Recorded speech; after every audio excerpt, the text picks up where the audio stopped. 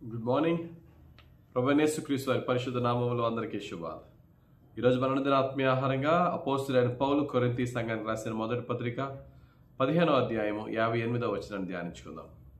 కాగా నా ప్రియ సహోదరులారా, మీ ప్రయాసము ప్రభువునందు వ్యర్థము కాదని ఎరిగి స్థిరులను కదలని వారును ప్రభువు కార్యాభివృద్ధి అందు ఎప్పటికీ ఆసక్తులై ఉండుడి.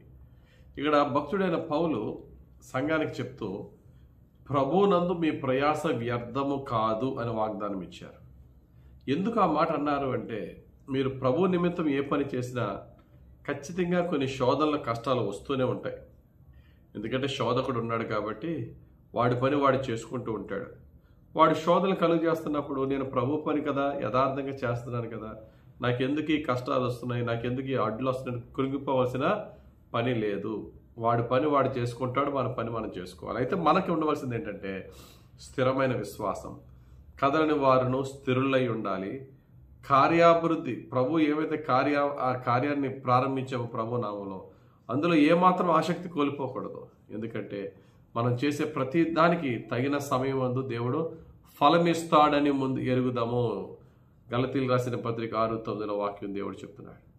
ప్రతి దానికి ఆయన దగ్గర ఫలం ఉంటుంది. ఆయన ఫలం ఆయన చేతుల మీదుగా మనం తీసుకుంటాం. ఆ ఫలం వచ్చినప్పుడు పొందిన అవమానం అంతా నథింగ్. పౌలు గారు అంటారు కదా, నేను పొందబోయే మహిమను తలచినప్పుడు పొందుతున్న శ్రమ ఒక శ్రమే కాదు. కనుక దేవుని కొరకు మనం ఏది చేసినా శ్రమలు వస్తాయి, అడ్లు వస్తాయి. కృంగిపోవద్దు. భక్తుడైన నోవాహు సుమారు 100 సంవత్సరాలు ఆ ఓడను కడుతున్నప్పుడు జనాలు రకరకాలుగా ఆయన్ని హేళన చేస్తుంటారు. కానీ ఆయన భరించాడు, ఆ తర్వాత ఫలాన్ని పొందుకున్నాడు. మన జీవితంలో కూడా దేవుని కొరకు ఏది ప్రారంభించినా అడ్డులు ఆటంకాలు వచ్చినప్పుడు కంగారు పడకుండా ఈ 3 గుర్తుపెట్టుకోండి. కదలని వారుగా ఉండాలి.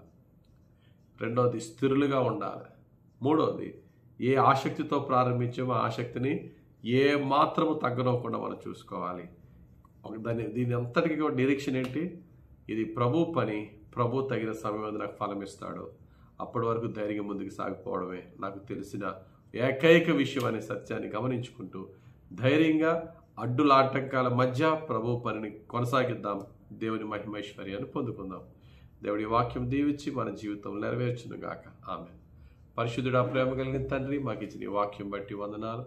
ధ్యానించిన వాక్య ప్రకారంగా ఎల్లప్పుడూ కదలని వారుగాను స్థిరులముగాను అయ్యా, ఏ కార్యాన్ని అయితే ప్రారంభించి ఉన్నామో నీ నామములో ఆ కార్యమును పూర్తి చేసేంత వరకు ఏ మాత్రము ఆసక్తి సన్నగిల్లకుండా ముందుకు సాగేవారిగా దీవించమని, మహిమ ఘనత ప్రభావము ఇప్పుడు ఎల్లప్పుడూ మీకే ఆపాదించుకొనిచు యేసుక్రీస్తు వారి పరిశుద్ధ నామములో ప్రార్థించి వేడుకొనిచున్నాము తండ్రి.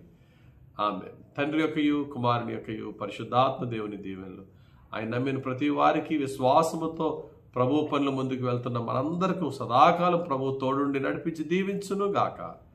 ఆమేన్. God bless you. Have a very blessed day.